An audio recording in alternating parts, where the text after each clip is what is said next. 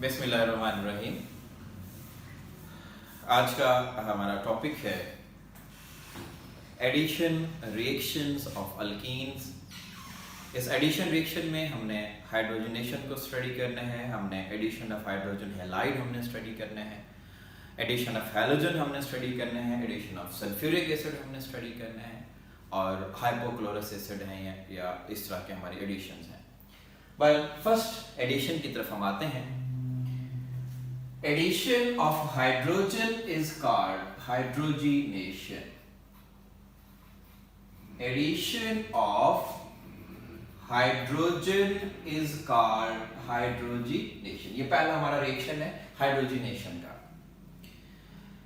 अब इसमें हाइड्रोजनेशन के लिए हमें कुछ कंडीशंस चाहिए होते हैं, हमें कुछ कैटलिस्ट चाहिए होते हैं जो हम ओवरऑल यूज करते हैं। इसमें अगर हम अल्कीन लें तो अल्कीन में हम हाइड्रोजन ऐड करेंगे in the presence of some conditions, in the presence of some catalyst. इससे जो प्रोडक्ट हमारे पास बनेंगे दीज आर अल्केन्स। अब ये कंडीशंस कौन सी हैं जो हम हाइड्रोजनेशन के लिए अप्लाई कर सकते हैं? इसमें एक तो ये है कि हम सिंपल निकल कैटलिस्ट हम यूज करते हैं। ये निकल कैटलिस्ट अगर हम अप्लाई कर रहे हैं तो हमें 400 सेल्सियस टेम्परेचर भी चाहिए और हमें 200 से 300 एटीएम प्रेशर भी चाहिए होता है। ये हमारे हाइड्रोजनेशन हो सकती है, एडिशन ऑफ हाइड्रोजन हो सकती है इन कंडीशंस में। दूसरी हाइड्रोजनेशन हम ये कहते हैं कि अगर हम प्लैटिनियम कैटलिस्ट लें या फिर प्लेडियम कैटलिस्ट लें at just room temperature and room pressure, तो इसमें भी हम हाइड्रोजनेशन कर सकते हैं। तीसरी जो हमारे पास पॉसिबिलिटी है वो हम यहां पे कहते हैं कि अगर हम रेनी निकल की बात करें, अगर हम रेनी निकल की बात करें तो ये भी हाइड्रोजनेशन के लिए हम अप्लाई कर सकते हैं। रेनी निकल कैसे है? अगर हमारे पास निकल और एल्यूमिनियम का अलॉय है, दैट इज अलॉय, ये कॉम्बिनेशन है दोनों मेटल्स का। अगर हम इन्हें अल्कलाइन मीडिया प्रोवाइड करते हैं NaOH and H2O, that should be converted into NaAlO2। एक तो इसमें कन्वर्ट हो गया, दूसरा ये कन्वर्ट हो गया, इसमें से हाइड्रोजन भी प्रोड्यूस हुई और इसमें निकल मेटल भी प्रोड्यूस हुई। ये हमारा रिक्वायर्ड पोर्शन है, हाइड्रोजन और निकल मेटल। इसे हम रेनी निकल कह रहे होते हैं और ये 100 सेल्सियस जो है टेम्परेचर हम यहाँ पे कंडीशंस प्रोवाइड करते हैं और अराउंड 3 एटीएम प्रेशर भी हम यहाँ पे अप्लाई करते हैं, दैट इज रेनी निकल। अब अगर इस वक्त देखा जाए तो सबसे जो इजीएस्ट वे है हाइड्रोजनेशन का, that is platinum and palladium at room conditions. But platinum and palladium these are very expensive metals, तो इसलिए हम इस मटेरियल से, इस मेथड से अवॉइड करते हैं। यहां पे हमें ज्यादा प्रेशर, ज्यादा टेम्परेचर की जरूरत होती है आम निकल अगर हम यूज करते हैं, तो उसके कंपैरेटिव अगर हम रेनी निकल की बात करते हैं, that is more easy process, that is more effective process as compare to simple nickel. यहाँ पे इम्प्योरिटीज नहीं होती, फ्रेशली प्रिपेयर्ड निकल हमारे पास होता है, हम उसको यूटिलाइज करते हैं। तो इस प्रोसेस के लिए हम हाइड्रोजनेशन का प्रोसेस प्रोसीड करते हैं। अब जब ये हाइड्रोजन ऐड होती है अल्कीन में, अल्केन्स बनते हैं, यहां पे कुछ हीट भी लॉस होती है, हीट भी प्रोड्यूस होती है। That heat is called heat of hydrogenation. Heat of hydrogenation, heat of hydrogenation क्या होगी? The amount of heat released, क्योंकि हमारा ये एक्सोथर्मिक प्रोसेस होता है ओवरऑल। अगर ये एक्सोथर्मिक प्रोसेस है तो हम ये कहते हैं कि the amount of heat released कब रिलीज होती है? When hydrogen is added to the double bond, that is called heat of hydrogenation. और एक डबल बॉन्ड अगर हमने हाइड्रोजनेशन करनी है तो अराउंड 120 किलो जॉल्स पर मोल एनर्जी रिक्वायर्ड होती है। ये एनर्जी लॉस होती है, नेगेटिव साइन इसलिए मेंशन किया जाता है कि एनर्जी यहाँ पे लॉस हो रही है। इस तरह हमारा हाइड्रोजनेशन का प्रोसेस जो है वो चल रहा होता है। अब अगर हम इनकी एग्जांपल्स पे आते हैं, हमारे पास CH2 डबल बॉन्ड CH2, इसमें अगर हम हाइड्रोजन ऐड करें, वही हम रेनी निकल हम एज ए कैटलिस्ट अप्लाई करें, that is converted into ethane, addition होगी, 120 किलो जूल एनर्जी रिलीज हो जाएगी। अगर हम दूसरी एग्जांपल पे आते हैं, CH3 double bond and CH3, अब अगर हम इसकी हाइड्रोजनेशन करेंगे, वो भी हम निकल कैटलिस्ट यहां पे अप्लाई करेंगे। जहां पे डबल बॉन्ड है वो सिंगल बॉन्ड हो जाएगा, that is converted into CH, CH3, CH2, CH2 and CH3, that is alkane. That double bond is converted into single bond, hydrogenation process हो गया, that is also example of hydrogenation. Next हम ये कहते हैं अगर हमारे पास बेंजीन रिंग है, benzene में 3 डबल बॉन्ड है, अगर हम इस बेंजीन की हाइड्रोजनेशन करते हैं तो 3 डबल बॉन्ड के लिए हमें 3 मोल्स ऑफ हाइड्रोजन चाहिए होगा, क्योंकि एक डबल बॉन्ड के लिए 1 मोल चाहिए, 2 डबल बॉन्ड्स के लिए 2 मोल चाहिए होगा, तो 3 के लिए हम 3 यूज करेंगे।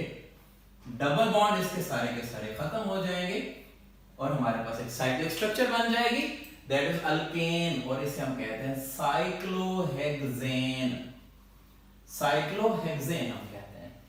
लेकिन रेशियो क्या आ गई, 1:3 रेशियो आ गई, 1 मोल अगर हमारा बेंजीन होगा, 3 moles of hydrogen are required. ये हमारा हाइड्रोजनेशन प्रोसेस हो गया। अब हम ये कहते हैं कि इस हाइड्रोजनेशन प्रोसेस की कोई एप्लीकेशंस हैं क्या, डेली लाइफ में हम इसे अप्लाई कर सकते हैं कहीं पे? इसकी जो बेस्ट एप्लीकेशन है वो ये है कि अगर हमारे पास ऑयल है, उसकी हम हाइड्रोजनेशन कर दें एंड द प्रेजेंस ऑफ निकल, that should be converted into fats, या फिर हम इसे क्या कहते हैं, घी कह रहे होते हैं। ये हमारी कन्वर्जन है, हाइड्रोजनेशन हो गई। ये जो ऑयल होता है ये अनसैचुरेटेड फैटी एसिड्स होते हैं, इसमें डबल बॉन्ड होता है, जब हम इस तरफ आते हैं तो ये सैचुरेटेड हो जाता है। क्यों सैचुरेटेड हो जाता है? ये सॉलिड फॉर्म में एग्जिस्ट करता है, सैचुरेट होके ये लिक्विड फॉर्म में एग्जिस्ट करता है जब ये अनसैचुरेटेड होता है। तो ऑयल से हम घी में अगर हमने कन्वर्जन करनी है, that is hydrogenation process, and nickel is used as a catalyst. Commercial scale पे अगर हम ये कह लें तो कमर्शियल या इकोनॉमिकल स्केल पे प्रिपरेशन करनी हो, कमर्शियल स्केल पे हमने प्रिपरेशन करनी हो, इंडस्ट्रियल स्केल पे हमने प्रिपरेशन करनी हो, निकल catalyst is applied and that process is hydrogenation process. Second edition reaction की तरफ हम आते हैं, दैट इज हाइड्रोहैलोजिनेशन। हाइड्रोहैलोजिनेशन ये हमारा स्टेप है।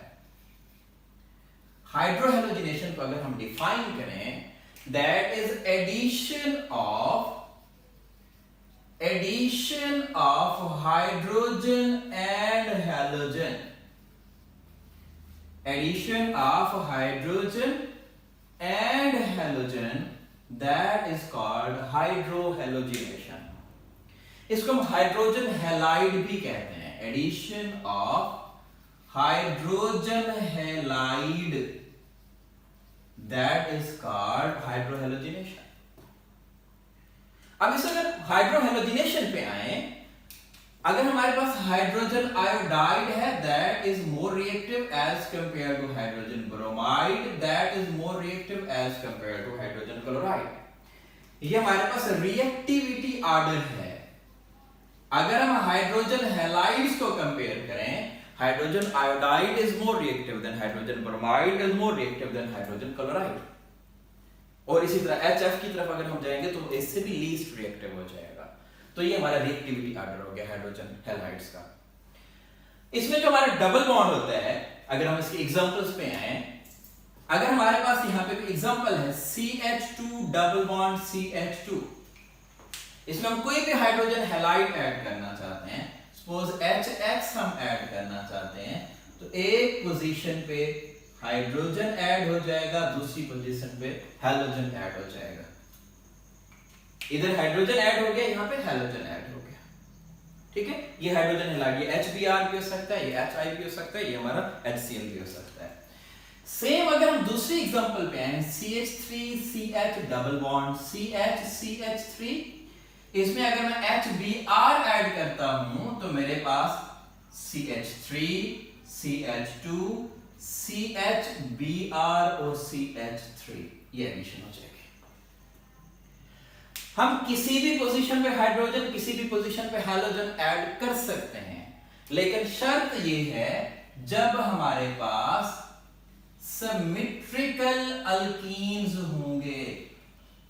अगर हमारे पास सिमेट्रिक अल्कीन्स हैं, सिमेट्रिकल अल्कीन्स हैं, तो हम अपनी मर्जी से हाइड्रोजन और हैलोजन ऐड कर सकते हैं। जैसे ये सिमेट्रिकल अल्कीन है, इधर भी CH2 इधर भी CH2 बराबर है, इधर भी CH इधर भी CH इक्वल है। अगर इक्वल है तो then we can add in at any position. ठीक है, ये सिमेट्रिक के पॉइंट ऑफ व्यू से हम इसको देखते हैं। अगर हमारे पास एसिमेट्रिक अल्कीन्स हैं, एसिमेट्रिकल अगर हमारे पास अल्कीन्स हैं, तो फिर हम अपनी मर्जी नहीं कर सकते, फिर हम ऐसा नहीं कर सकते। जैसा कि अगर मैं यहां पे एग्जांपल लूं, मेरे पास R CH double bond CH2 है, it's not symmetrical alkyne, it's asymmetrical. अब अगर मैं यहां पे HBr ऐड करता हूं तो वैसे देखने में तो पॉसिबिलिटीज यहां पे दो हैं। एक पॉसिबिलिटी ये है कि R CH2 CH2Br ये बन जाए, मतलब हाइड्रोजन यहां पे ऐड हो जाए, Br यहां पे ऐड हो जाए। दूसरी पॉसिबिलिटी ये है कि R CH Br and CH3, hydrogen यहां पे और Br यहां पे ऐड हो जाए। ये दो पॉसिबिलिटीज हैं। हम ये कहते हैं this one is not formed. ये पॉसिबिलिटी हमें नजर तो आ रही है लेकिन ये बनता नहीं है। This one is the major product that is formed, ये बनेगा, उसकी फॉर्मेशन पॉसिबल नहीं है। ये एसिमेट्रिक में है। ऐसा क्यों है? यहां हम एक रूल अप्लाई करते हैं, that rule is Markovnikov's rule.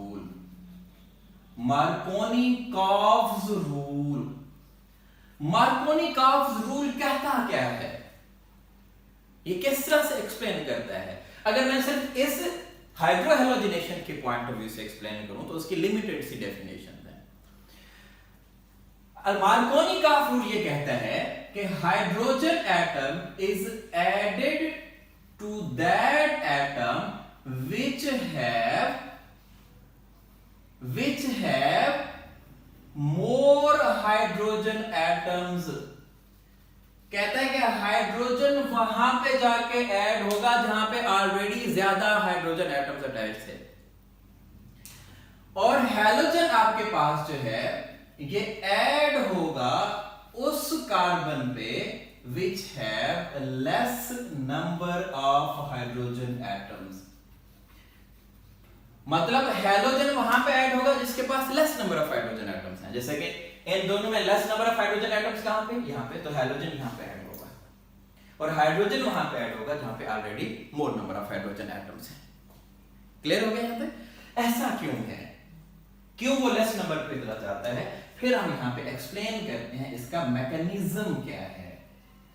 Mechanism हमें क्लियर करता है कि क्यों हैलोजन उस एटम पे अटैच होगा।